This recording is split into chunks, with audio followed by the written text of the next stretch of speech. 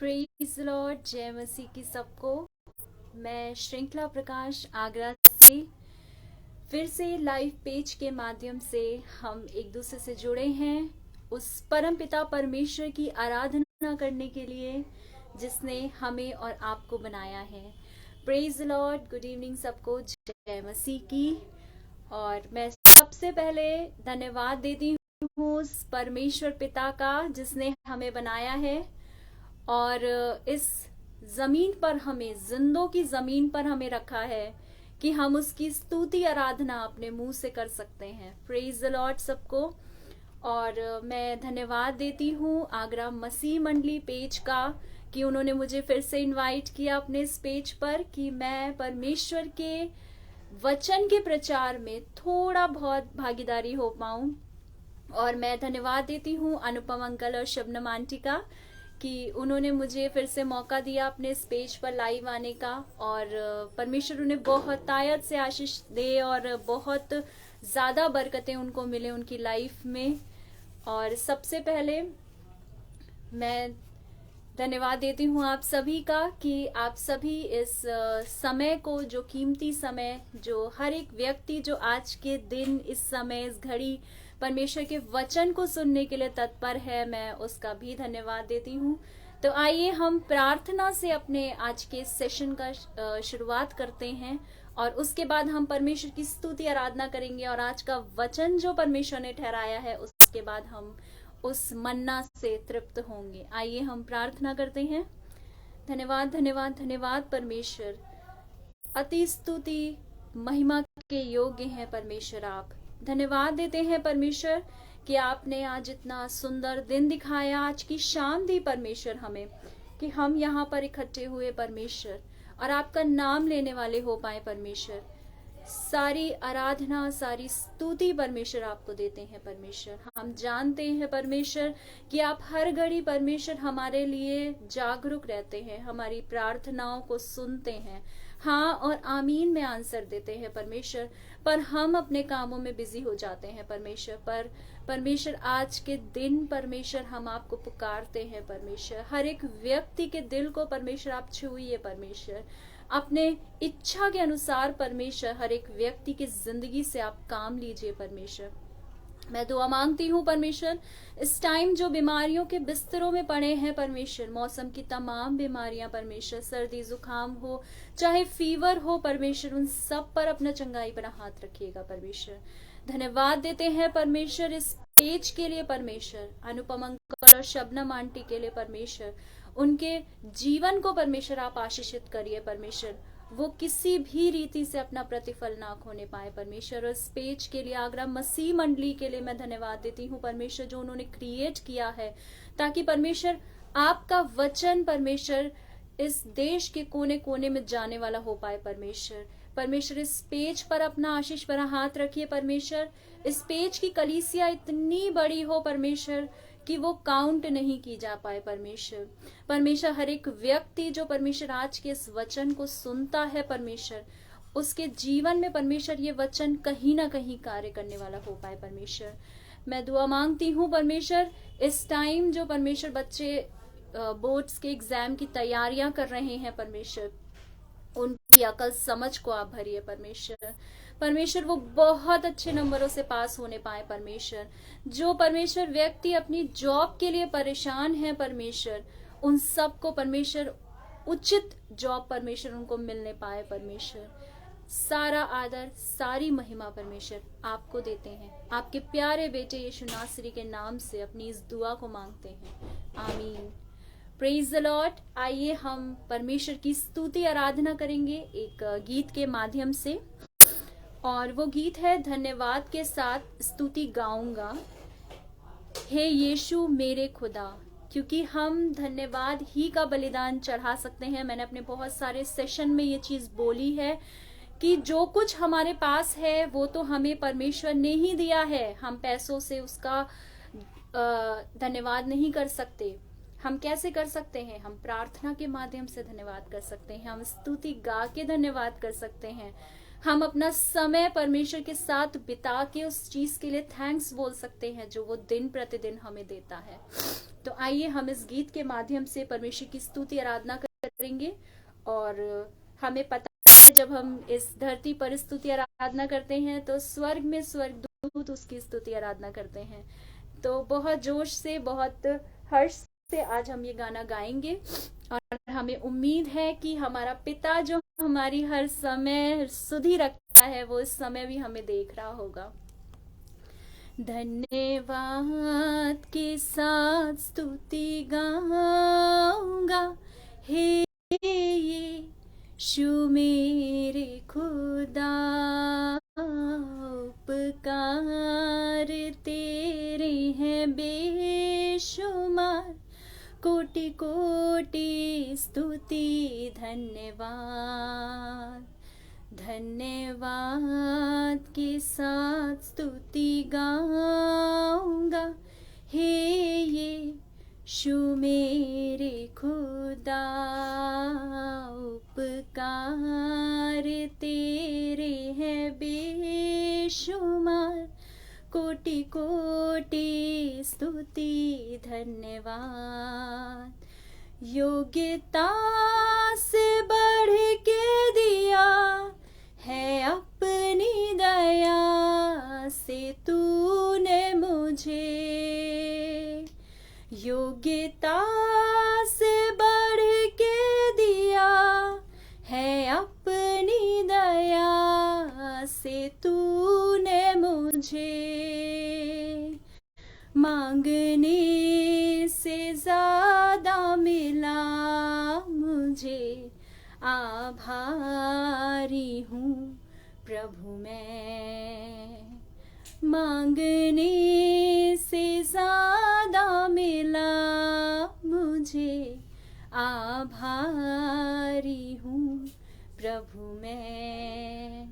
धन्यवाद के साथ स्तुति गाऊंगा हे यीशु मेरे खुदा, उपकार तेरे हैं बेशुमार, कोटि कोटि स्तुति धन्यवाद। तू है सच्चा जिंदा खुदा, तुझ पर ही भरोसा मेरा। तू है सच्चा जिंदा खुदा, तुझ पर ही भरोसा मेरा। सेवा पूरी करके पाऊं इनाम, प्रभु ऐसा दो वरदान। सेवा पूरी करके पाऊं इनाम, प्रभु ऐसा दो वरदान। धन्यवाद के साथ स्तुति गाऊंगा हे यीशु मेरे खुदा, उपकार तेरे हैं बेशुमार, कोटि कोटि स्तुति धन्यवाद, कोटि कोटि स्तुति धन्यवाद। सच में उस परमेश्वर पिता ने हमें क्या किया है, योग्यता से बढ़कर हमें दिया है। हम उतने योग्य भी नहीं हैं। आज जो जो चीजें, जो जो आशीषें परमेश्वर ने हमें दी हैं वो हमें हमारी योग्यता से बढ़कर दी है। हम इस लायक भी नहीं हैं कि हम प्रतिदिन काम करके अपने लिए भोजन वस्तु भी बटोर सकें, पर वो पिता परमेश्वर हमें कभी भी भूखे पेट नहीं सुलाता है। हमें योग्यता से क्या करता है, बढ़कर देता है। और सच में वो हमारा क्या है, जिंदा खुदा है। हम जिंदा खुदा को मानने वाले, परमेश्वर को मानने वाले व्यक्ति हैं। तो वो कभी सोता नहीं है, ना कभी ऊँगेगा, ना कभी सोएगा। बाइबल में लिखा है ना, हमारा पिता ऐसा है जो ना कभी ऊँगता है और ना कभी सोता है। तो हमें जो मांगना है हम सिर्फ प्रार्थना करके मांग सकते हैं। आज का विषय भी मेरा यही है, प्रार्थना के ऊपर, कि प्रार्थना क्या होती है और हम किस रीति से प्रार्थना करते हैं। तो आइए हम वचन के लिए प्रार्थना करते हैं और उसके बाद वचन रूपी बीज को अपने दिलों में बोएंगे। धन्यवाद परमेश्वर, इस समय के लिए, इस संगति के लिए धन्यवाद परमेश्वर। परमेश्वर, आगे आने वाले समय को परमेश्वर आपके हाथों में सौंपती हूँ। परमेश्वर, जो भी वचन परमेश्वर आपने निर्धारित किया आज के समय के लिए परमेश्वर, वो वचन हर एक की जिंदगी में काम करने वाले हो पाए परमेश्वर।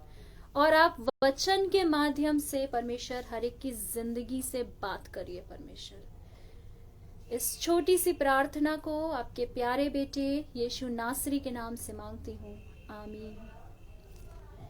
प्रेज द लॉर्ड, जय मसीह की सबको। तो आइए हम सबसे पहले अपने वचन में चलते हैं। तो सबसे पहली चीज जो हम प्रार्थना में देखते हैं, तो सबसे पहले हमारे दिमाग में एक क्वेश्चन आता है कि प्रार्थना क्या है और हमें कैसे प्रार्थना करनी चाहिए। क्योंकि बहुत सारे लोग कहते हैं ना कि हमारी प्रार्थना नहीं सुनी जाती है, हम इस व्यक्ति से प्रार्थना कराएंगे तो हम चंगे हो जाएंगे, हमारी प्रार्थना सुन ली जाएगी, लेकिन हम प्रार्थना करेंगे तो हमारी प्रार्थना का उत्तर नहीं आता है। तो आज का वचन आपके लिए है, आप सुनिए, आप कहाँ कमी आपकी प्रार्थना में आती है, वो वचन है आज का। सबसे पहली चीज जो हमारे माइंड में आती है वो है प्रार्थना क्या है। सिंपल लैंग्वेज में अगर मैं बोलूं तो परमेश्वर से बात करना प्रार्थना है। हम परमेश्वर से बात करते, जैसे एक पिता है वो अपने बच्चे से जैसे बात करता है, एक बच्चा अपने पिता से जैसे बात करता है, तो वही कन्वर्सेशन हमारी प्रार्थना भी है। प्रार्थना ऐसी नहीं है कि रूल्स या रेगुलेशंस हैं उसके लिए, कुछ ऐसा कुछ नहीं है। आप अपने मन की बात विश्वास के साथ परमेश्वर के सामने रख सकते हैं। और परमेश्वर हमसे कैसे बात करता है? परमेश्वर हमसे वचन के माध्यम से बात करता है। तो प्रार्थना सिंपल लैंग्वेज में क्या है? परमेश्वर से बात करना प्रार्थना है। तो किसकी प्रार्थना सार्थक होती है? जो परमेश्वर के वचन में बने रहते हैं उनकी प्रार्थना सार्थक होती है। सार्थक मतलब पूरी होती है, कंप्लीट होती है। जैसे लिखा है यूहन्ना 15 और उसकी 7 आयत में, यदि तुम मुझ में बने रहो और मेरा वचन तुम में बना रहे तो जो चाहो मांगो वो तुम्हारे लिए हो जाएगा। यहाँ ये लिखा है यदि तुम मुझ में बने रहो। बने रहो मतलब कंटिन्यूएशन में हमें परमेश्वर के वचन में, परमेश्वर में बने रहना है। ये नहीं है कि अगर आज हम दिक्कत में हैं तो हम आज से वचन पढ़ना शुरू करें, प्रचार करना शुरू करें कि एक हफ्ते में हमारी समस्या पूरी हो जाएगी, कंप्लीट हो जाएगी, परमेश्वर हमारी प्रार्थना सुन लेगा और उसके नेक्स्ट वीक से हम दोबारा से वही जीवन जीने लगे तो हमारी प्रार्थना नहीं सुनी जाएगी। प्रार्थना को सार्थक करने के लिए जरूरी है परमेश्वर के वचन में बने रहना और परमेश्वर में बने रहना। तीसरी चीज जो हम देखते हैं वो है प्रार्थना के लिए क्या चीजें जरूरी हैं। जैसे कोई भी चीज है, अगर आप कोई डिश बनाते हैं तो उसके लिए इंग्रेडिएंट्स होना बहुत जरूरी होता है और सही मात्रा में, सही क्वांटिटी में। अब ऐसा तो आप नहीं करते हैं कि कहीं आप नमक ज्यादा डाल दें तो आपकी जो भी डिश होगी वो खराब हो जाएगी। अगर उसमें स्पाइस ज्यादा पड़ गए तो उस वजह से आपकी जो डिश है वो स्पाइसी हो जाएगी। तो एक संतुलन होना जरूरी होता है हर चीज में। तो वैसे ही प्रार्थना के लिए क्या क्या चीजें जरूरी हैं और उसके बाद हम देखेंगे कि क्या क्या चीजें नहीं होनी चाहिए। सबसे पहली चीज है विश्वास। विश्वास प्रार्थना के लिए बहुत जरूरी है। जैसे लिखा है मत्ती 21 और उसकी 22 आयत में, और जो कुछ तुम प्रार्थना में विश्वास के साथ मांगोगे वो सब तुमको मिलेगा। प्रार्थना में विश्वास के साथ मांगना है। ये नहीं बोला है कि प्रार्थना में मांगो तो तुम्हें मिलेगा। वचन में बने रहना जरूरी है, वो तो फर्स्ट प्रायोरिटी है आपकी, वो तो फर्स्ट रिक्वायरमेंट है आपकी, लेकिन विश्वास भी जरूरी है। जैसे दूसरी चीज जो हम देखते हैं वो है दीनता। दीनता, नम्र होना। जैसे हम पढ़ते हैं दूसरा इतिहास और उसकी 7:14 में, तब यदि मेरी प्रजा के लोग जो मेरे कहलाते हैं दीन होकर प्रार्थना करें और मेरे दर्शन के खोजी होकर अपनी बुरी चाल से फिरें, तो मैं स्वर्ग में से सुनकर उनका पाप क्षमा करूंगा। यानी हमें सबसे पहले क्या होना है? दीन होना है। हम उसकी प्रजा हैं, हम उसके कहलाते हैं, तो जरूरी है कि हम दीन हो पहले, और दीन होकर क्या करना है? उसका खोजी होना है, मतलब वचन पढ़ना है, वचन में स्थिर रहना है। तब परमेश्वर ने क्या प्रॉमिस किया है कि वो स्वर्ग पर से सुन लेगा हमारी प्रार्थना। तीसरी चीज हम देखते हैं, हमें नित्य प्रार्थना करनी है और हियाव नहीं छोड़ना है। ये बहुत जरूरी है। इसका एग्जाम्पल मैं दूंगी। एक है लूका 18 में। क्या होता है, एक न्यायी और एक विधवा, यहाँ इसका दृष्टांत है एक न्यायी और एक विधवा का। न्यायी जो होता है वो विधवा का मुकदमा नहीं कर रहा होता है, उसका न्याय नहीं कर रहा होता है, और विधवा जो होती है वो डेली के डेली जाती थी उस न्यायी के पास और उससे कहती थी, अपने मुकदमे के लिए बोलती थी, न्याय के लिए बोलती थी कि मेरा न्याय चुकाओ। लेकिन जो न्यायी था वो टाल देता था। लेकिन विधवा ने यहाँ क्या किया? अपना हियाव नहीं छोड़ा। तो वैसे ही अगर हमारी प्रार्थना का आज उत्तर नहीं मिलता है तो हम क्या करते हैं? हम हियाव छोड़ देते हैं। हम उस टॉपिक के लिए प्रार्थना करना बंद कर देते हैं। हम कहते हैं हम परमेश्वर हमारी प्रार्थना नहीं सुन रहा, अब हम क्या करें? लेकिन हमें क्या करना है? हमें हियाव नहीं छोड़ना है, बल्कि क्या करना है? प्रार्थना नित्य करनी है, डेली उस चीज के लिए प्रार्थना करनी है। अभी मैं आपको एग्जाम्पल्स भी दूंगी, जब परमेश्वर हमारी प्रार्थना का आंसर नहीं देता है तब शैतान हमें कैसे भरमाता है, इसके भी एग्जाम्पल मैं भी आपको दूंगी। लेकिन तीन चीजें जो हमने देखी, क्या देखी? विश्वास जरूरी है प्रार्थना के लिए, दूसरा दीनता जरूरी है, तीसरा हमें डेली प्रार्थना करनी है, हमें नित्य प्रार्थना करनी है, और हियाव नहीं छोड़ना है। हियाव मतलब हमें धीरज रखना है कि अगर हमने प्रार्थना करी है आज नहीं तो कल हमें उसका आंसर मिल जाएगा। और क्या चीजें नहीं होनी चाहिए? वो है, पहली चीज संदेह नहीं होना चाहिए, मतलब डाउट नहीं होना चाहिए। जैसे लिखा है याकूब 1 और उसकी 6 आयत में, पर विश्वास से मांगो और कुछ संदेह ना करो, क्योंकि संदेह करने वाला समुद्र की लहर के समान है जो हवा से बहती और उछलती है। यानी विश्वास से हम मांग रहे हैं, विश्वास ठीक है, विश्वास जरूरी है, लेकिन उसके बाद हमें संदेह नहीं करना है। मसीह जीवन, आज का मसीह जीवन ऐसा है, हम विश्वास से मांगते हैं, हम बहुत विश्वासी हैं, लेकिन उसके बाद हम संदेह करने लगते हैं। क्या संदेह करते हैं? कि पता नहीं ऐसा होगा कि नहीं होगा, कहीं और कोई चीज तो नहीं हो जाएगा। अगर हमें कोई बीमारी है और हमने उस चीज के लिए प्रार्थना करी है तो हम क्या सोचते हैं कि पता नहीं डॉक्टर कल, अगर हम रिपोर्ट दिखाने जा रहे हैं तो ऑब्वियस है हमारे दिमाग में क्या आता है कि पता नहीं डॉक्टर बोलेगा कि कहीं और तो आपकी तबीयत नहीं खराब हो गई है, कहीं और कोई और तकलीफ तो नहीं हो गई है, बल्कि हमने उस चीज के लिए प्रार्थना करी है। तो हमें संदेह नहीं करना है। जब हम संदेह करते हैं तो संदेह करने वाला व्यक्ति कैसा होता है? समुद्र की लहरों के समान होता है, कि मतलब जब हवा चलेगी तब वो लहर जो है वो किनारे पर आती है और वापस चली जाती है। तो संदेह करने वाला व्यक्ति ऐसे ही होता है। भले हम विश्वास से हर चीज मांगे, परमेश्वर सुन भी लेता है, लेकिन हमें उस चीज के लिए संदेह नहीं करना है। दूसरी चीज जो हम देखते हैं, बुरी इच्छा से मांगना। कैसे? याकूब 4 और उसकी 3 में लिखा है, तुम मांगते हो और पाते नहीं, इसलिए कि बुरी इच्छा से मांगते हो, ताकि अपने भोग विलास में उड़ा सको। अब ये किसके लिए है? हमें परमेश्वर क्या, हम जब ए हमारे बाप की प्रार्थना बोलते हैं तो है हमारे प्रतिदिन की रोटी हमें आज देना। यही होता है ना, हमारे रोज की रोटी हमें देना। लेकिन हम क्या मांगते हैं, हमें आज की भी दे दो, हमें कल की भी दे दो, हमें 1 महीने की रोटी हमें आज ही दे दो।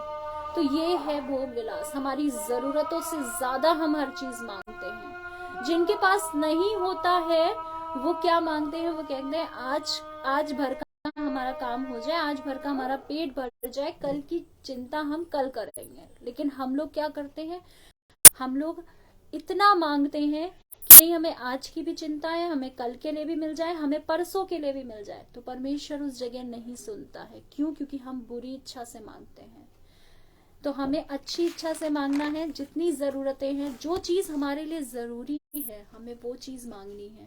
हम अननेसेसरी चीजें मांगते हैं और परमेश्वर हमें नहीं देता है, और उससे हमारे विश्वास को ठेस पहुंचती है। तीसरी चीज जो हम देखते हैं वो है हमें बक बक नहीं करना है। प्रार्थना करते टाइम कुछ लोग क्या करते हैं, अपनी प्रार्थना को बहुत लंबा बनाने के लिए बहुत सारी बातें बोलते हैं।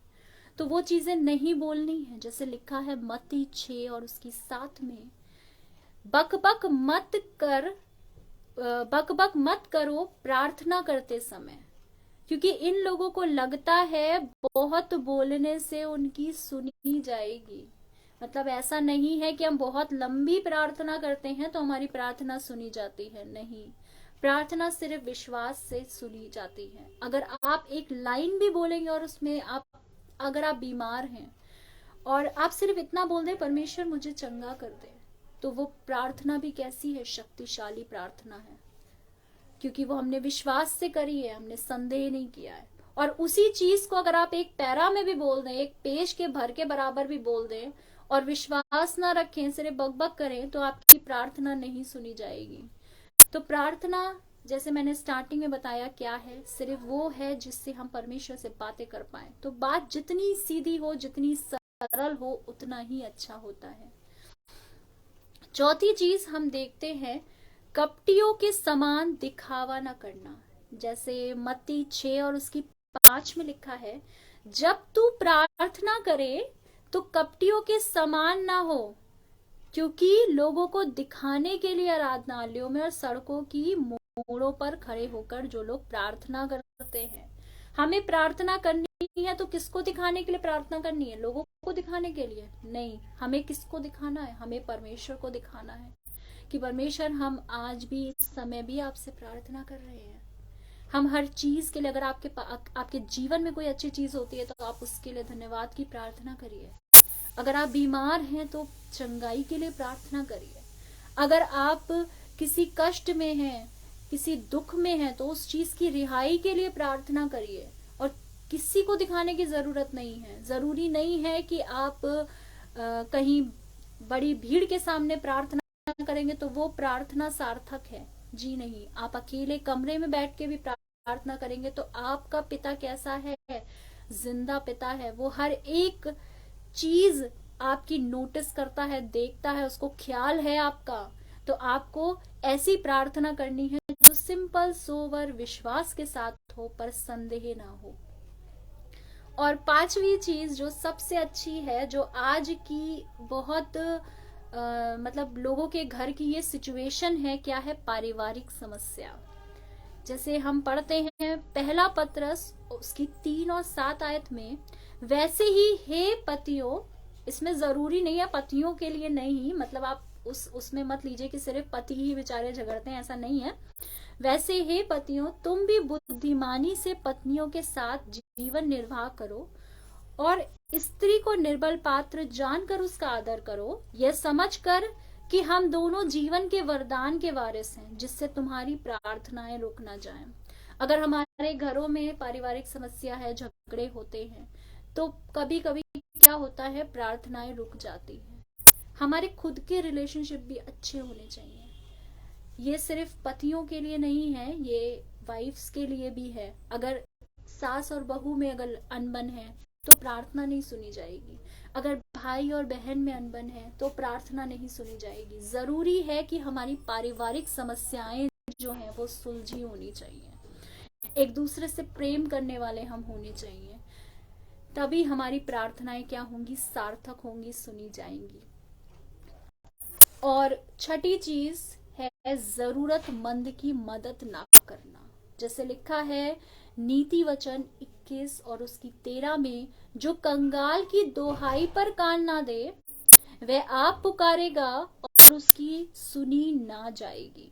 अगर हमारे पास इतना, परमेश्वर ने हमें इतना सामर्थ्य बनाया है कि हम अपने से कोई गरीब है या कोई कंगाल व्यक्ति है हमारे सामने है, हम उसकी हेल्प कर सकते हैं, तो हमें करनी चाहिए। क्यों? क्योंकि बाइबल में लिखा है कि अगर कोई कंगाल की दुहाई पर कान नहीं देगा तो वो आप पुकारेगा और परमेश्वर नहीं सुनेगा। तो 6 चीजें मैंने देखी जो चीज हमें नहीं करनी चाहिए। क्या क्या चीजें थी? सबसे पहली चीज हमने देखी कि हमें संदेह नहीं करना है। दूसरी चीज, हमें बुरी इच्छा से नहीं मांगना है। बुरी इच्छा से मतलब हमें ज्यादा नहीं मांगना है। परमेश्वर हमारी जरूरतें पूरी करता है, अच्छे से पूरी करता है। अगर हमें जो नीड है हमें सिर्फ उसके लिए प्रार्थना करनी चाहिए। अब कोई व्यक्ति जो जॉब नहीं कर रहा है वो परमेश्वर से प्रार्थना करे कि मुझे कार मिल जाए, और परमेश्वर उसको कार भी दे दे, तो आप पेट्रोल कहाँ से डलवाओगे? आप उसके लिए प्रार्थना करोगे कि परमेश्वर मुझे पेट्रोल का कुआं दे दे कि मैं डेली की डेली उससे भरवाता रहूं? अपनी जरूरत के हिसाब से हमें प्रार्थना करनी चाहिए। तीसरी चीज, हमें बकबक नहीं करनी चाहिए। चौथी चीज, कपटियों के समान दिखावा नहीं करना चाहिए। पांचवी चीज, हमें जो भी हमारे पारिवारिक समस्याएं चल रही हैं तो हमें उनको सुलझाना चाहिए। और छठी चीज, जरूरतमंदों की हमें मदद करनी चाहिए। ऐसा नहीं करना चाहिए कि हमें उनकी मदद नहीं करनी चाहिए। तो अब हम ये देखते हैं कि हमारी प्रार्थनाओं के उत्तर क्या क्या आते हैं। हमारी प्रार्थनाओं के वैसे उत्तर तो हाँ या नहीं आते हैं, लेकिन एक और उत्तर है, और वो ही उत्तर होता है जब हमें शैतान अपने कब्जे में लेता है। पहला उत्तर परमेश्वर हमें देता है हाँ में। हाँ मतलब हमारी प्रार्थना सुनने के बाद हमें हाँ में आंसर देता है। दूसरा है परमेश्वर हमारी प्रार्थना नहीं सुनता है, या ऐसा होता है कि वो कोई आंसर नहीं देता है, तो हम समझ जाते हैं कि हमारी प्रार्थना नहीं सुनी जाएगी, या परमेश्वर की इच्छा ये नहीं है कि हमारे जीवन में ये चीज हो। हमें तीसरा उत्तर ऐसे मिलता है कि कुछ देरी से मिलता है। उत्तर मिलता है बट कुछ समय के बाद मिलता है। ये सबसे डेंजर जोन होता है, और इसी समय में शैतान क्या करता है, हमारे विश्वास के साथ खेलता है। वो हमारे विश्वास को कमजोर कर देता है, और इस सिचुएशन में जो व्यक्ति हैं वो क्या करते हैं, निर्बल हो जाते हैं, परमेश्वर से दूर हो जाते हैं। और इसी समय ये डेंजर जोन है जब परमेश्वर कुछ समय तक रुकता है, ठहरता है, ये देखने के लिए कि मेरा बेटा अगर कोई चीज मांग रहा है तो वो कितने विश्वास से मुझसे मांग रहा है। तो पहले हम ये देखते हैं कि बाइबल में किस किस की प्रार्थना सुनी गई। सबसे पहली प्रार्थना जो हम देखते हैं वो है पौलुस और सिलास की प्रार्थना। पौलुस और सिलास के बारे में आप सभी जानते होंगे। मैं इन शॉर्ट बताऊंगी कि क्या प्रार्थना थी, एक छोटे से दृष्टांत के रूप में, और उसके बाद हम इसका कंक्लूजन निकालेंगे कि इनकी प्रार्थना क्यों सुनी गई, ऐसी क्या खासियत थी इनकी कि परमेश्वर ने इनकी प्रार्थना सुनी। जैसे आप सभी जानते हैं कि पौलुस और सिलास क्या थे, परमेश्वर के भय में जीने वाले व्यक्ति थे। वो परमेश्वर के वचन को फॉलो अप करते थे, परमेश्वर के भय में अपना जीवन यापन करते थे। और एक बार क्या होता है, पौलुस और सिलास बंदी गृह में डाल दिए जाते हैं, वो बंदी बना दिए जाते हैं, और उन दोनों के जो पांव होते हैं वो काठ में ठोक दिए जाते हैं बंदी गृह में। और तब हम इसका दृष्टांत हम देखते हैं प्रेरितों के काम उसकी 16 आयतों में हम देखते हैं, उसके 16 पूरे बाप में हम ये चीज देखते हैं कि ये दोनों परमेश्वर का कार्य कर रहे थे और सुसमाचार का प्रचार करते थे दोनों, और इसी कारण दोनों क्या होते हैं, बंदी गृह में डाल दिए जाते हैं। और बंदी गृह में डालने के बाद क्या होता है, उनके पांव को काठ से बांध दिया जाता है, ठोक दिया जाता है।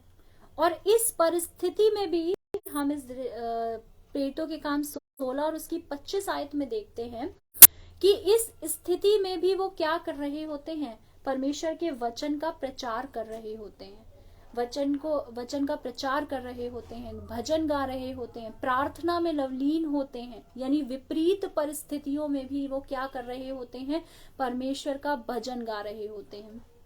और हम क्या करते हैं विपरीत परिस्थितियों में, हम अपनी परिस्थितियों को कुछ ज्यादा इंपॉर्टेंस दे देते हैं। उन्होंने अपनी परिस्थितियों को इंपॉर्टेंस नहीं दी। आप लोग जानते होंगे कि जब पौलुस और सिलास जब प्रार्थना कर रहे थे तो क्या होता है, एक भूकंप आता है, एक बड़ा भूकंप आता है। और जैसे ही भूकंप आता है वैसे ही क्या होता है, उनकी जो बेड़ियां होती हैं, उनके जो बंधन होते हैं वो टूट जाते हैं और द्वार खुल जाते हैं। यानी जब हम प्रार्थना करते हैं तो हमारे जीवन में भी भूकंप आता है। हमारे जीवन में किस चीज का भूकंप आता है, रिहाई का भूकंप आता है। अगर आप बंधन में बंधे हैं तो उन बंधनों को तोड़ने के लिए भूकंप आता है। और जैसे ही भूकंप आता है वैसे ही क्या होता है, सारे बंधन आपके टूट जाते हैं। वो बंधन चाहे आपकी बीमारी के बंधन हो, चाहे आपके दुख के बंधन हो, चाहे आपकी परेशानी के बंधन हो, चाहे किसी भी चीज के बंधन हो, चाहे आप किसी चीज की टेंशन में हो, वो बंधन टूट जाएंगे। पर टूटेंगे कैसे, प्रार्थना करने से। जैसे पौलुस और सिलास प्रार्थना कर रहे थे तो भूकंप आया, और भूकंप आते ही 7 बंधन उनके टूट गए और द्वार खुल गए। अगर आज आप किसी समस्या में हैं तो हमारी समस्या की एंडिंग किस बात पर डिपेंड करती है कि उस समस्या को हम कैसे ट्रीट कर रहे हैं। जैसे पौलुस और सिलास उस समस्या को कैसे ट्रीट कर रहे थे, उनके लिए वो समस्या कुछ भी नहीं थी। वो तब भी परमेश्वर का भजन गा रहे थे, परमेश्वर की स्तुति आराधना कर रहे थे। और हम और आप अगर परेशानी में हैं तो हमें भी क्या करना है, निरंतर प्रार्थना करना। और मुझे विश्वास है कि जैसे पौलुस और सिलास के जीवन में प्रार्थना करते समय भूकंप आया था, वो भूकंप आपके जीवन में भी आएगा। और भूकंप आएगा और आपके सब बंधन क्या हो जाएंगे, खुल जाएंगे। चाहे वो रिहाई का भूकंप हो, चाहे आप अंधकार के बंधन में बंधे हो, वो बंधन भी टूट जाएंगे। और सारे बंधन टूट जाएंगे और द्वार आपके लिए क्या होंगे, खुल जाएंगे। हम क्या करते हैं, हम चमत्कार पर भरोसा करते हैं, लेकिन हम ये भूल जाते हैं कि प्रार्थना करना जरूरी है। चमत्कार ऐसे ही नहीं होते हैं। परमेश्वर हमारे जीवन में भी चमत्कार करेगा, पर हमें क्या करना है, हमें प्रार्थना करनी है। ये इम्पोर्टेंट है। प्रेरितों के काम उसके 16 और उसकी 26 में लिखा है कि सब द्वार खुल गए। यहाँ पे ये नहीं लिखा है कि द्वार खुल गए, यहाँ पे ये लिखा है सब द्वार। यहाँ स्पेसिफाई किया है सब द्वार खुल गए, सब के बंधन खुल गए, सब के बंधन टूट गए। यानी सारे बंधन, पर्टिकुलर उस चीज के लिए नहीं। वो किस चीज के लिए प्रार्थना कर रहे होंगे, वो ये प्रार्थना कर रहे थे कि हमें रिहाई मिले। वो तो स्तुति आराधना कर रहे थे परमेश्वर की। और वैसे ही हम भी जब प्रार्थना करते हैं तो हमारी एक नहीं, हमारी 100 बीमारियां दूर हो सकती हैं। लेकिन बस ये बात डिपेंड करती है कि हम उस सिचुएशन में क्या कर रहे हैं। यहाँ लिखा है ना कि सब द्वार खुल गए। अगर हम प्रार्थना करते हैं तो हम एक नहीं, हम बल्कि सारे द्वारों को खोल सकते हैं। इतनी शक्ति होती है प्रार्थना में। उसके बाद हम नेक्स्ट प्रार्थना देखते हैं, वो है हिजकिय्याह राजा की प्रार्थना। हिजकिय्याह राजा के बारे में भी आप सभी जानते हैं। वो भी एक धर्मी व्यक्ति था, परमेश्वर का व्यक्ति था, परमेश्वर का भय मानता था। क्या होता है, दूसरा राजा और उसकी 20 में हम देखते हैं यशायाह भविष्यवक्ता, उनके पास परमेश्वर उनको भेजता है, यशायाह को हिजकिय्याह के पास, कि तुम्हें जाके हिजकिय्याह राजा को ये बताना है कि तुम्हारा अंतिम समय आ गया है, और अंतिम समय आ गया है और तुम क्या हो, मरने वाले हो। अब तुम्हें क्या करना है, तुम्हें जो तुम अब चाहते हो कि तुम्हारे फैमिली वालों को अगर कुछ कहना चाहते हो तो वो तुम कह सकते हो। हिजकिय्याह राजा को इस चीज का बहुत दुख हुआ। उसने क्या किया, उसने प्रार्थना करना शुरू किया। और प्रार्थना करते करते वो कह क्या रहा था, वो अपनी अच्छाइयां गिना रहा था। क्या गिना रहा था कि मैं सच्चाई और खरे मन से अपने आप को तेरे सम्मुख जानकर चलता आया हूँ, और जो तुझे अच्छा लगता है वो ही मैंने किया है। ये वो रो रो कर फूट फूट कर वो रोया, रो रो कर ये प्रार्थना कर रहा था, अपनी अच्छाइयां गिना रहा था कि परमेश्वर मैं हमेशा आपकी नजरों में जो सही था वो मैं करता आया हूँ, मैंने हर वो काम किया है जो आपको भाता था। और वो फूट फूट कर रो रहा था। और तब क्या होता है, यशाया आंगन तक भी नहीं जा पाता है कि परमेश्वर का एक संदेश उसके पास आता है कि दोबारा जा और हिजकिय्याह राजा से कहे कि मैंने उसकी आयु में 15 वर्ष जोड़ दिए हैं। ये स्टोरी आप सभी जानते हैं, आपने बहुत बार पढ़ी होगी। तो प्रार्थना में इतनी ताकत होती है कि वो आयु भी बढ़ा सकती है। जस्ट इमेजिन, अगर आप बीमार हैं, पर डॉक्टर्स ने कह दिया है कि बहुत सारे ऐसी बीमारियां होती है ना, डॉक्टर्स कह देते हैं कि इनके पास समय बहुत कम है। मैं परसों अपने कजन से बात कर रही थी, तो उस झांसी में रहते हैं वो, डैरल, उसने मुझे बताया कि उसके स्कूल में एक टीचर हैं, वो अपनी टेस्टिमनी बता रहे थे। तो उन्होंने बताया कि मेरे अंकल, जब मैं बहुत छोटा था तब मेरे अंकल को डॉक्टर ने डायग्नोस किया था, उनको बीमारी हो गई थी, लिवर में प्रॉब्लम थी। तो उनको बोला डॉक्टर ने कि ज़्यादा से ज़्यादा ये 2 घंटे तक ही सरवाइव कर पाएंगे, उसके बाद इनकी डेथ हो जाएगी 100%। उसके बाद वो नॉन क्रिश्चियन हैं। उसके बाद उन्होंने बोला कि मतलब वो कन्वर्ट हुए थे। उसके बाद उन्होंने कहा कि प्रार्थना, सुना था उन्होंने बहुत अपने पेरेंट्स से कि प्रार्थना करनी चाहिए। तो उन्होंने प्रार्थना करी और प्रार्थना करने के लिए वो एक कमरे में चले गए, और प्रार्थना करते करते उन्होंने इतनी रो रो के प्रार्थना करी कि उनके अंकल 2017 में उनकी डेथ हुई। और जब 2002 की बात मैं बता रही हूँ, जब उनको डायग्नोस हुआ था, और 2017 में उनकी डेथ हुई अंकल की। तो प्रार्थना में सच में शक्ति होती है। प्रार्थना आपके आयु को बढ़ा सकती है, प्रार्थना आपके जीवन को बदल सकती है। Praise the Lord Renuka sister. तो सच में प्रार्थना बहुत ताकतवर होती है। और जैसे हिजकिय्याह राजा फूट फूट कर रोया था, उसने अपनी आयु में 15 वर्ष बढ़ा दिए, वैसे ही हम और आप भी प्रार्थना करके, अगर हम कोई भी परेशानी में हैं तो हम प्रार्थना करके उस परेशानी से क्या हो सकते हैं, निकल सकते हैं। अगर आज जैसे हिजकिय्याह राजा ने क्या किया था, अपनी अच्छाइयों को गिनाया था। अगर हम और आप अगर आज अपनी अच्छाइयों को गिनाएंगे तो पर हमारी कल अगर हमारी डेथ होनी होगी तो हमारी आज ही हो जाएगी, क्योंकि हमने बहुत अच्छे अच्छे काम किए हैं। परमेश्वर कहेगा इतने अच्छे काम करने वाले को इतनी जल्दी उठा लेना चाहिए। हिजकिय्याह राजा ने क्या किया था, अधिकार से मांगा था। अधिकार से मांगना है, क्यों? क्योंकि वो हमारा पिता है, उसने हमें अपने पुत्र होने का अधिकार दिया है। तो अधिकार से हम तभी मांग सकते हैं जब हम उसकी इच्छाओं पर चलेंगे, जब हम उसकी बातों को मानेंगे, जो उसने बोला है वो हम मानेंगे, तभी तो हम उसके बेटा और बेटियां कहलाएंगे। तभी हम अधिकार से मांग सकते हैं। जैसे हिजकिय्याह राजा ने अधिकार से मांगा कि मैं इतने सालों से तेरी स्तुति करता आया हूँ, तेरी इच्छा के अनुसार चलता आया हूँ, जो तुझे पसंद है, जो तुझे भाता था वो मैंने किया, तो मैं नहीं मरना चाहता इतनी जल्दी।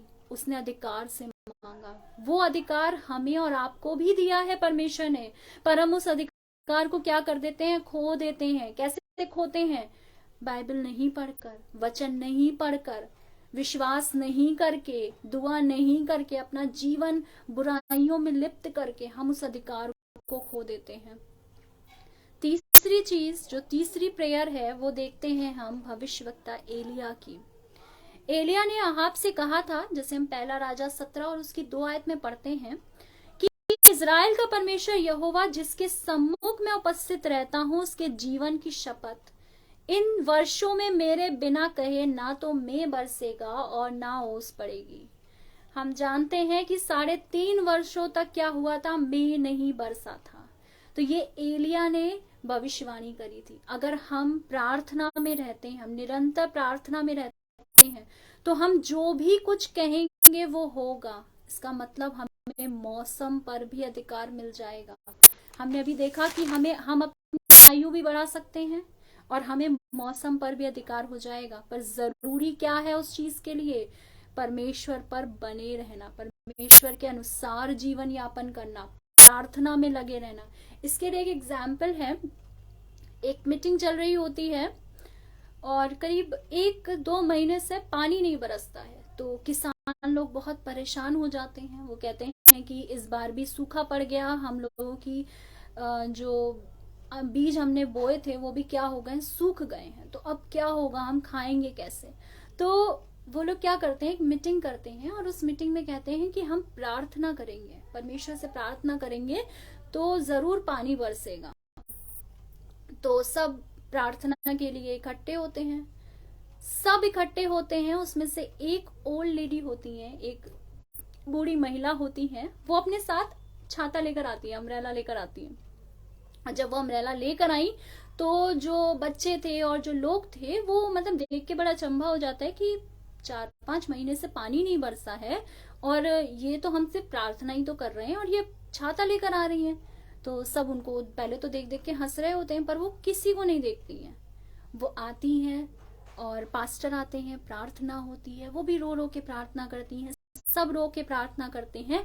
और जब प्रार्थना खत्म होने वाली होती है, जैसे ही आमीन बोलती हैं, वैसे इतनी तेज पानी बरसता है कि लोग वहां खड़े के खड़े रह जाते हैं और वो अपना अम्ब्रेला खोलती हैं और अपने घर चली जाती हैं। यानी उस ओल्ड लेडी को यकीन था कि अगर हम प्रार्थना करने के लिए इकट्ठे हो रहे हैं तो पानी जरूर बरसेगा, इसलिए वो अपने साथ क्या लेकर आई थी, अम्ब्रेला लेकर आई थी। और वो लोग जो और मतलब इवन पास्टर भी जो आए थे, उनको यकीन था कि हमारी दुआ सुनी जाएगी, पर इतनी जल्दी वो अपने साथ कुछ नहीं लेकर आए। तो उस ओल्ड लेडी के विश्वास को देख के लोगों ने कहा सच में प्रार्थना सुनी जाती है और परमेश्वर हाँ और आमीन में आंसर देता है।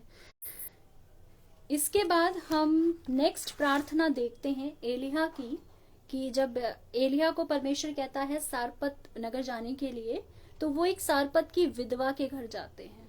और ये उसी टाइम की बात चल रही है जब अकाल पड़ा था। तो विधवा क्या कर रही थी उस टाइम, लकड़ियां बीन रही थी, और लकड़ियां बीन रही थी और एलिया उनके पास जाकर क्या मांगते हैं, पानी मांगते हैं और रोटी मांगते हैं। और विधवा कहती है मेरे पास एक भी रोटी नहीं है, केवल घड़े में मुट्ठी भर मैदा है और कुप्पी में थोड़ा सा तेल है, और मैं क्या करूंगी, इन लकड़ियों को बीनूंगी और जाऊंगी और आटा मैदा गूंथ कर रोटी बनाकर अब मैं खाऊंगी और मेरा बेटा खाएगा, और उसके बाद हम क्या हो जाएंगे, मर जाएंगे। लेकिन एलिया इस जगह बहुत प्यारी सी चीज कहते हैं। वो क्या कहते हैं, पहला राजा 17 और उसकी 14 में इज़राइल का परमेश्वर यहोवा यूं कहता है कि जब तक यहोवा भूमि पर में ना बरसाएगा तब तक ना तो उस घड़े का मैदा समाप्त होगा और ना उस कुप्पी का तेल घटेगा। और सच में ये चीज हुई, जब तक में नहीं बरसा तब तक ना तो उस घड़े का मैदा खत्म हुआ और ना कुप्पी का तेल। इवन उसने खाया, उसके बेटे ने खाया और उसके सारे घराने ने खाया। यानी प्रार्थना की सामर्थ्य की आशीषें कभी खत्म नहीं होती हैं। अगर आप प्रार्थना कर रहे हैं तो उसकी जो सामर्थ्य है, उसकी जो आशीषें हैं, वो जल्दी खत्म नहीं होंगी। चौथी प्रार्थना हम देखते हैं वो है याबेस की प्रार्थना। बाइबल में याबेस की प्रार्थना सिर्फ एक जगह ही दी हुई है और वो है पहला इतिहास 4 और उसकी 10 में। याबेस का मतलब होता है पीड़ा यानी दुख। तो ऐसा देखा जाता है कि उसकी माता ने उसका नाम मतलब याबेस रखा। अब याबेस मतलब पीड़ा, जैसे मैंने बताया। तो उस टाइम उसकी मम्मी को काफी पीड़ा होगी या वो पीड़ित होंगी, कोई भी प्रॉब्लम होगी, तो उन्होंने अपने बेटे का नाम याबेस रख दिया। अब लोग चढ़ाते होंगे उसको। तो यहाँ पर हम देखते हैं पहला इतिहास 4 और उसकी 10 में लिखा है, याबेस ने इज़राइल के परमेश्वर को यह कहकर पुकारा, भला होता कि तू मुझे सचमुच आशीष देता, मेरा देश बढ़ाता, बुराई से बचा रखता। और परमेश्वर ने उसे दिया। यहाँ याबेस की प्रार्थना बताई गई है कि याबेस ने परमेश्वर से प्रार्थना करी। क्या प्रार्थना करी, कि मुझे आशीष चाहिए, मेरे देश को बढ़ा और मुझे बुराई से बचा रख। हम और आप आज ये प्रार्थना करें कि परमेश्वर मुझे बुराई से बचा रखिए। तो सच में ऐसा होता है कि अगर आपके पैर बुराई के लिए बढ़ते हैं तो कोई ना कोई ऐसी चीज हो जाती है या आपके अंदर से आवाज आती है कि ये चीज गलत है, और सच में आप बुराई से बचते हैं। प्रार्थना बहुत सामर्थ्य है। अभी हमने देखा कि हम अपनी आयु बढ़ा सकते हैं, अभी हमने देखा कि हम मौसम को कंट्रोल कर सकते हैं, और अभी हमने ये देखा कि हम बुराई से भी बच सकते हैं प्रार्थना करके। पांचवी प्रार्थना जो हम देखते हैं वो है योना की प्रार्थना। योना को जाना था, निन्वे जाने के लिए परमेश्वर ने कहा था, पर वो क्या करता है, तरशीश के जहाज में बैठ जाता है, और तरशीश के जहाज में बैठता है वैसे ही क्या हो जाता है, समुद्र में तूफान आ जाता है, और जैसे ही तूफान आता है तो जहाज डगमगाने लगता है, और जो यात्री होते हैं, जो उस जहाज में सवार होते हैं, वो क्या करते हैं, वो चिट्ठियां डालते हैं। ये स्टोरी सबने सुनी होगी, सबने पढ़ी होगी, और सब जानते भी हैं कि योना क्या कर रहा था, वो चुपचाप बैठा था, और जब जहाज में पर्ची डाली जाती है तो योना के नाम से निकलती है, और तब योना क्या कहता है कि मुझे उठा के इस समुद्र में फेंक दो, और जब उसको फेंक दिया जाता है तो एक बड़ा मगरमच्छ आता है और उसको निगल लेता है, और योना 3 दिन 3 रात उस मगरमच्छ के पेट में रहता है, लेकिन उसे कुछ नहीं होता है। वहां पर उसने क्या करी होगी, उसने प्रार्थना करी होगी, उसने क्षमा मांगी होगी कि परमेश्वर आपने मुझे तरशीश के लिए निन्वे के लिए भेजा था, और मैं तरशीश के जहाज पर चला गया, मुझे क्षमा कर दीजिए। और परमेश्वर ने उसकी प्रार्थना सुनी, और फिर क्या होता है, वो मगरमच्छ आता है और उसको उगल देता है किनारे पर, और योना कहाँ चला जाता है, निन्वे चला जाता है। तो हमें और आपको भी ये देखना है कि प्रार्थना सच में सुनी जाती है। इतने एग्जाम्पल्स हैं बाइबल में। हन्ना की प्रार्थना, एल्काना एक व्यक्ति होता है, उसकी 2 वाइफ होती हैं, हन्ना और पनिन्ना। हन्ना के कोई संतान नहीं थी, पनिन्ना के क्या था, बालक था। और फिर क्या होता है, हन्ना इस वजह से बहुत उदास रहती है, और हन्ना क्या करती है, पहले शैमुएल उसकी पहले में देखते हैं हम कि वो कहाँ जाती है, वो मंदिर में जाकर एली के सामने, एली बैठा होता है उधर, और वो मंदिर में जाकर बिलक बिलक कर रो रो कर प्रार्थना करने लगती है। इतना बोल बोल कर अपने मन में प्रार्थना कर रही होती है कि रो रही होती है कि एली को लगता है कि वो मदिरा पी कर आई है, और तब जाके एली उसका मुंह देखता है। और हमें ऐसी प्रार्थना करनी है, परमेश्वर ऐसी प्रार्थना चाहता है हम लोगों से। क्या हम और आप अपने जीवन में ऐसी प्रार्थना करते हैं? जब परमेश्वर अब्राहम और सारा को बच्चा दे सकता है, वही परमेश्वर तब भी था, उतना सामर्थ्य परमेश्वर तब भी था, उतना सामर्थ्य परमेश्वर आज भी है। परमेश्वर चेंज नहीं हुआ। चेंज क्या हो गए, हम लोग हो गए, हमारा विश्वास चेंज हो गया है। परमेश्वर आज भी वही चमत्कार कर सकता है, जो वो भूत में करता था वो भविष्य में भी कर सकता है। पर हमें ये देखना है कि हम कैसा जीवन बिताते हैं। हम कहते हैं ना कि हमारा परमेश्वर क्या है, असीमित है, कोई बंधन मायने नहीं रखते हमारे परमेश्वर के लिए। समुद्र उसने बनाया है, आसमान भी उसने बनाया है। कोई आज तक न समुद्र की गहराई माप पाया है, न आसमान की ऊंचाई माप पाया है। जब उसकी बनाई हुई चीजों को कोई नहीं माप पाया तो उसके सामर्थ्य को कोई कैसे मेजर कर सकता है। उस सामर्थ्य पिता के हम क्या हैं, बेटे और बेटियां हैं, पर हम उसकी सामर्थ्य को भूल जाते हैं। हम और चीजों में अपना दिमाग लगाते हैं, हम प्रार्थना करना भूल जाते हैं। प्रार्थना आपको वो मेडिसिन है जो परमेश्वर ने फ्री ऑफ कॉस्ट आपको देके रखी हुई है। बस आपको क्या करना है, उस मेडिसिन को यूज करना है, कहीं उसकी एक्सपायरी डेट ना निकल जाए। तो हम और आपको क्या करना है, उस मेडिसिन को यूज करना है। किसी प्रार्थना का उत्तर नहीं मिला, जैसे लूका में हम देखते हैं, लूका 18 और उसकी 9 से 14 में हम देखते हैं, यहाँ दृष्टांत है, एक फरीसी और एक चुंगी लेने वाले का दृष्टांत है।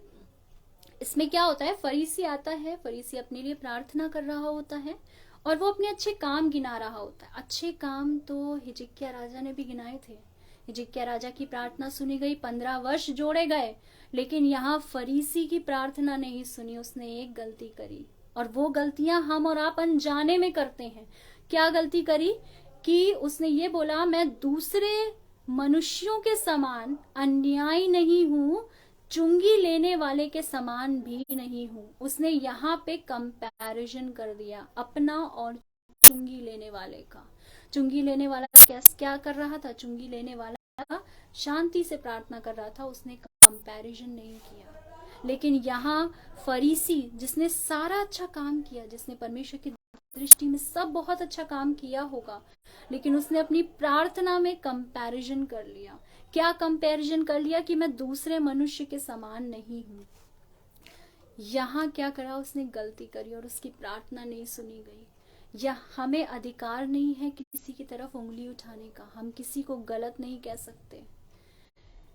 जैसे बाइबल कहती है ना कि शापित है वो जो अपने भाई की पीठ पर वार करता है। पीठ पर वार करना मतलब हम शब्दों से वार करते हैं अपने भाई की पीठ पर, मतलब बुराई करते हैं।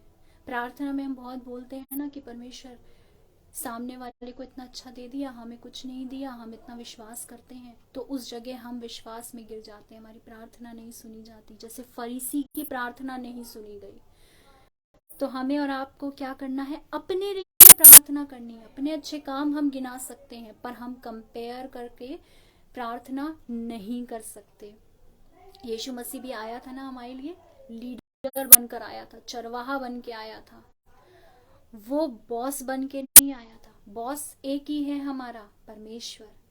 पर यहाँ यीशु मसीह के लिए क्या बोला गया है? यीशु मसीह चरवाहा है और हम चरवाहे की भेड़े हैं। यीशु मसीह चरवाहा मतलब क्या है? लीडर है हमारा। लीडर हमें करेक्ट कर सकता है, पर बॉस हमें क्या करता है? रिजेक्ट करता है। उसको अधिकार है, वो रिजेक्ट कर सकता है। इसलिए यीशु मसीह क्या करता है? हमें करेक्ट करता है। अगर हमारे अंदर कोई कमी है तो वो हमें बताता है।